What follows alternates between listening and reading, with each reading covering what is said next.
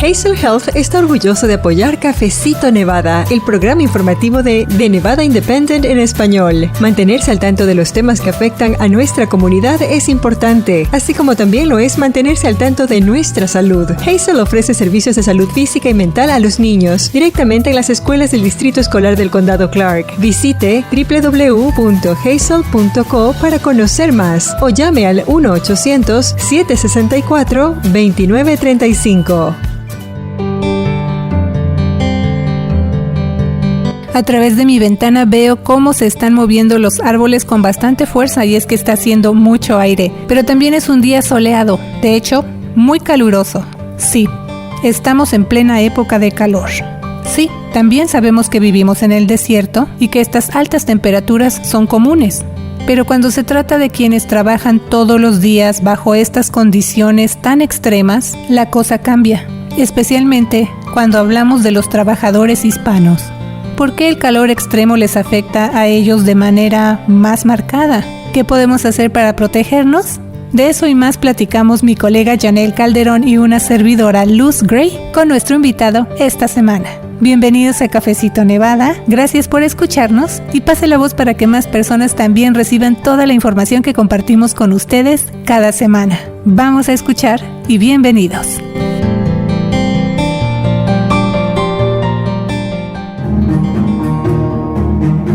Cuando escuchamos acerca de altas temperaturas, una de las primeras cosas que pensamos es en la protección para nuestra piel. Pero el calor excesivo también afecta a trabajadores al aire libre, incluyendo hispanos en Nevada. ¿Por qué ellos son uno de los más afectados? ¿Qué daños pueden ocasionar las altas temperaturas? ¿Y qué están haciendo funcionarios de Nevada para proteger a trabajadores del calor extremo? De eso y más, platicamos hoy con Eric Vandala, profesor asistente en el Instituto de Investigación del Desierto.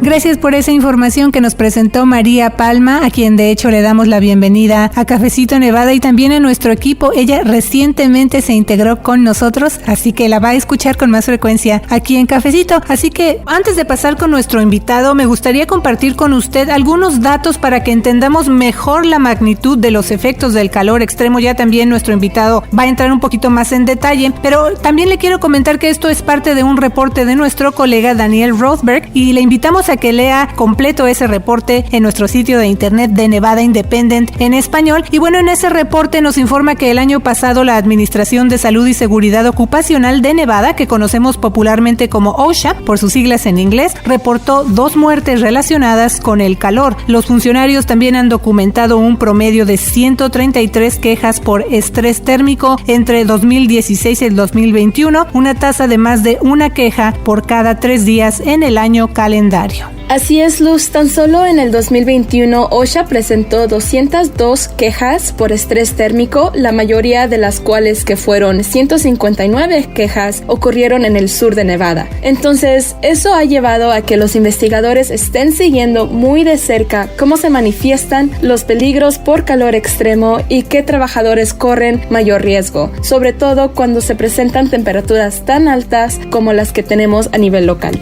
Y para entender mejor ese panorama y cuáles son algunos de los datos más recientes, aquí le presentamos una entrevista con Eric Vandala. Él es profesor asistente en el Instituto de Investigación del Desierto. Vamos a escuchar.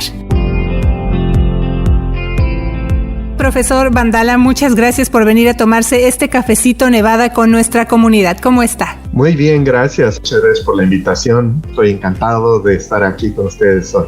Y bueno, profesor Vandala, platíquenos un poco qué tipo de trabajo se realiza en el Instituto de Investigación del Desierto.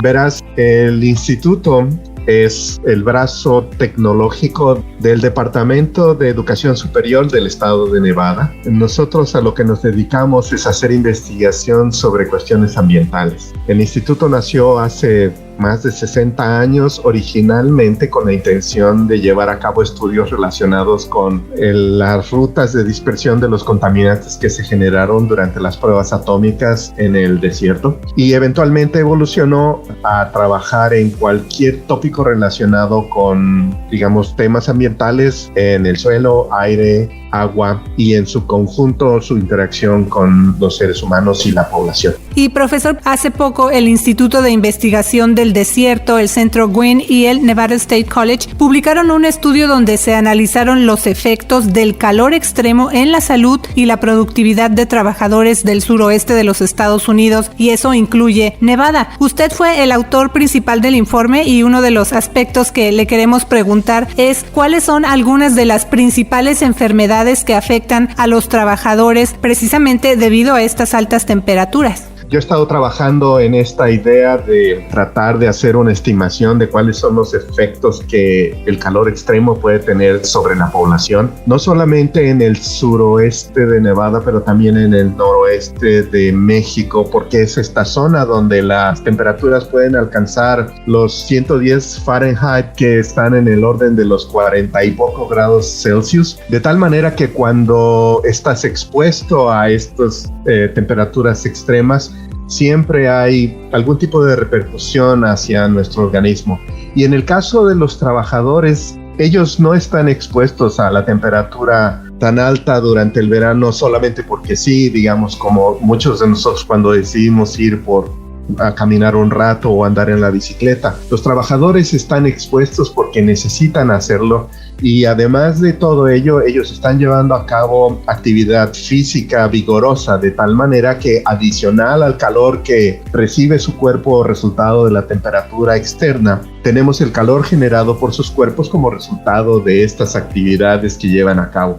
De tal manera que el conjunto de las afectaciones que puede tener una persona expuesta al calor y desarrollando este tipo de actividades exacerba la problemática de salud que se puede generar. Así que este estudio en particular lo hicimos precisamente pensando en tratar de averiguar cuáles son esos efectos y cómo afecta a la población de manera distinta. Déjame contarte, por ejemplo, que lo que hicimos fue evaluar, dependiendo del género, femenino o masculino, cómo afecta a la población, pero también dependiendo de su edad, de su etnicidad y de otros factores, digamos, poblacionales que merece la pena estudiar desde el punto de vista de el cómo se afecta a la población y cuáles son esos segmentos más vulnerables de la población expuestos al calor extremo. Sí, y siguiendo con los detalles del estudio en el que usted participó, ¿qué es el estrés por calor y cuáles son las características o perfil de los trabajadores que enfrentaron afectados debido al calor extremo? Déjame entonces primero mencionar, Janelle, que hay, digamos que de manera muy gruesa, dos modos en los que una persona expuesta al calor extremo puede ser afectada. Uno, que es lo que se conoce como la exhaustión por calor, es decir, que te sientas completamente cansado. Y entre muchos otros, los principales síntomas de esta condición es dolores de cabeza, mareos, calambres, deshidratación significativa, más otros, digamos, relacionados que son menos importantes, pero también pueden ocurrir, como son de que te sientas excesivamente cansado, de que tengas sueño en horarios en los que no acostumbras. Digamos que cuando alguien trabajando o expuesto a la temperatura por cualquier otra razón empieza a tener estos síntomas, lo que debemos hacer es buscar un sitio sombreado y rehidratarnos, descansar. En caso de que no atiendas apropiadamente los síntomas, entonces puede ocurrir el siguiente efecto del calor, que es, digamos, mucho más grave, que es un golpe de calor. Digamos que las temperaturas que alcanza el cuerpo son excesivamente altas, de tal manera que nuestro cerebro empieza ya a tener afectaciones, y en muchos de los casos las personas expuestas al calor pierden el conocimiento, incluye ya una deshidratación muy severa y todos los efectos anteriores que les había contado, pero ahora, digamos, llevados a un extremo. Así que uno de los mensajes más importantes que quisiera yo dejar en esta conversación es, por favor, no descartemos esta problemática simplemente porque es algo que has estado haciendo durante mucho tiempo y nunca has tenido ningún problema. Si no te sientes bien, lo mejor que puedes hacer es parar, descansar un rato, y después, una vez que te sientas mejor, puedes regresar al trabajo y seguir haciendo lo que tenías que hacer. Y nos deja pensando, profesor, porque a lo mejor, como hemos mencionado, muchos ya llevan algún tiempo viviendo aquí en Nevada. Ya sabemos que los veranos son con estas temperaturas extremas, pero aún así, cuando llega a suceder que están expuestos, en este caso, estos trabajadores, es en cuestión de minutos. O sea, esto va escalando de manera vertiginosa y es entonces cuando puede llegar a sorprender si es que no se atienden esos síntomas iniciales, ¿verdad? Y una de las cosas que me llama la atención es en cuanto al género de los trabajadores, decía usted femenino o masculino, ¿qué diferencia hay en ese estudio que ustedes hicieron? O sea, ¿por qué se hace también esa clasificación femenino o masculino? ¿Los afecta de manera diferente o qué más nos puede decir al respecto? Lo que encontramos fue que dependiendo del género, hay una manera diferente en la que se ven afectados los trabajadores. Para empezar, uno de los resultados que encontramos fue que el número de mujeres trabajadoras de exteriores que está siendo afectada en el periodo de estudio, que fue de 2011 a 2018, ha aumentado considerablemente. Esto podría ser, por un lado, debido a que, por supuesto, cada vez más mujeres están ocupando sitios de trabajo que en el pasado no era tan frecuente, entonces esto, por supuesto, puede ser una de las razones. Pero la otra, que a mí me parece también es muy significativa, es que encontramos que fisiológicamente hablando, las mujeres tienen vulnerabilidades, o si quieres llamarlo así, distintas a las de los hombres. Por ejemplo, encontramos que hay un padecimiento en particular que puede ser generado por la exposición al calor extremo, al cual las mujeres son particularmente vulnerables. El nombre de este padecimiento es hiponatremia, y es la pérdida de sodio de tu sistema. De lo que estamos hablando aquí entonces es que, por supuesto, cuando estás expuesto al calor, lo primero que haces es beber agua porque te da sed, pero si bebes agua en exceso, el agua empieza a servir como una purga que elimina electrolitos de tu cuerpo. Así que puede resultar que al final, después de beber mucha agua, en lugar de rehidratarte, lo que estés haciendo es exacerbando la deshidratación.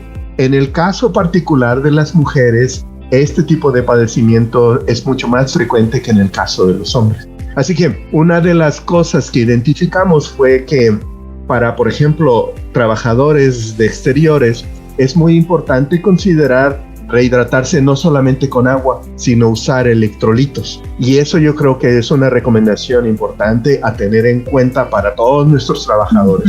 Porque lo que estamos haciendo aquí es decir, ok, busca un lugar sombreado, descansa, rehidrátate, pero rehidrátate bien, usa electrolitos, no solo agua. Pero el contenido de electrolitos en el agua es también muy importante y puede resultar en este tipo de exacerbación del problema del efecto del calor extremo, simplemente porque lo que estás haciendo es drenar tu cuerpo de electrolitos. Además de todo esto, digamos que todas las medidas que ahora agencias federales y probablemente agencias estatales están tomando, están basadas en estudios del pasado, donde la mayor parte de los trabajadores eran de género masculino. Así que yo creo que es muy importante que los tomadores de decisiones consideren el aumento de trabajadores del género femenino que tienen una fisiología distinta, porque las regulaciones, me parece a mí, tienen que también ser basadas en el género. Considerar también que si se trata de una mujer, hay consideraciones adicionales que deben de ser tomadas en cuenta para proteger a nuestras trabajadoras de los efectos del calor extremo. ¿Y por qué los trabajadores hispanos y latinos tienen el mayor número de personas afectadas a pesar de que representan una minoría de la población?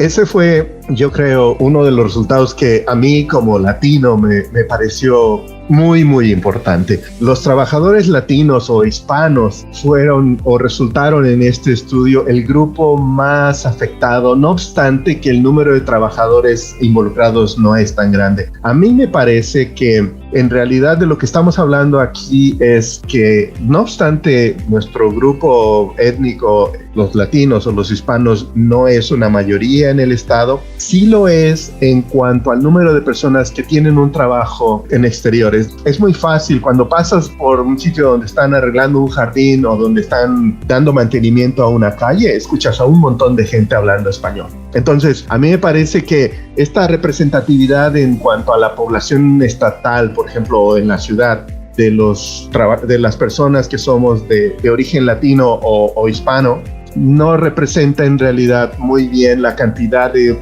personas que trabajan en algo relacionado con trabajo de exteriores. Y llamé la atención sobre la jardinería y el arreglo de las calles porque es donde más fácilmente puedes identificar a las personas que están trabajando. Debe haber muchos otros que en este momento no me vienen a la cabeza y que yo creo que esa es una de las principales razones por las cuales los latinos fuimos particularmente identificados como un grupo vulnerable. Una de las cosas que identificamos también fue que la percepción de riesgo entre los trabajadores en exteriores necesita ser mejor en términos del calor extremo y he estado hablando de esto durante muchos años. Todos sabemos que cuando hay una tormenta eléctrica, huracanes, todos sabemos que eso es peligroso, pero no estoy seguro que todos estemos conscientes del peligro que representa el calor extremo. Y me parece que esta es una magnífica oportunidad para dispersar la voz y decirle a todo el mundo, debemos tener cuidado con todo esto. Y es cierto lo que tú decías, Luz. Viviendo en el sur de Nevada, aquí en Las Vegas, todos pensamos que estamos aclimatados y que no va a pasar nada, pero la verdad es que las temperaturas no han hecho otra cosa más que ir incrementando a lo largo de los años y que por más aclimatado que estés, si no tienes precauciones, puedes resultar afectado por esto y es lo que queremos prevenir a toda costa. Sí, como usted ya mencionó, en la fuerza laboral aquí en Nevada hay muchos latinos, como usted dijo, entre la agricultura, la jardinería, construcción o servicios públicos. Pero, ¿por qué los empleados que tienen más experiencia al aire libre están en mayor riesgo por los efectos del calor extremo que quienes tienen menos tiempo en esos trabajos? Usted mencionó un poco, tal vez porque no estamos aclimatados. Yo pensé que el grupo más afectado iba a ser aquellos que están recién integrándose al mercado laboral y que por supuesto no han tenido la oportunidad de adaptarse a las condiciones a las que tienes que enfrentarte cuando trabajas en el jardín o cuando estás arreglando las calles o cualquier otra de estas actividades en exteriores. Sorprendentemente, lo que nos encontramos fue que no es así, sino las personas que tienen más años, 5 años o más trabajando para el mismo empleador, fueron el grupo con la mayor cantidad de casos de enfermedades relacionadas con su salud y el calor extremo. Yo lo que creo es que uno es conforme pasa el tiempo y te ves expuesto al calor extremo un verano y otro, lo más probable es que tu cuerpo empiece a resentirlo como a largo plazo. Y es bien conocido que la exposición al calor extremo es relacionada, por ejemplo, con enfermedades crónicas como la diabetes, hipertensión. Así que conforme envejecemos, nos volvemos cada vez más vulnerables. Trabajas más tiempo bajo calor, probablemente a la larga tu organismo no se va a adaptar igual que cuando tenías 20 años. Pero la otra razón, y yo creo que esta es muy importante, la percepción de riesgo. Por ejemplo, todos los días nos arriesgamos cuando nos subimos a nuestro coche para manejar de la casa al trabajo. Pero como lo haces diario, te acostumbras a este riesgo e incluso esta pérdida de la percepción del riesgo al que acudes cada vez que manejas es lo que en muchos casos provoca accidentes por diferentes razones, y todo esto es simplemente porque es algo a lo que estás acostumbrado y es un riesgo que tomas todos los días. En el caso de la exposición a calor extremo, creo que es muy importante hacer saber a todos que esto es un riesgo importante y que si tú no te consideras en riesgo, probablemente lo estés, porque no estás pensando en que esa es una posibilidad a la que te estás exponiendo de manera continua cuando el calor es tan alto.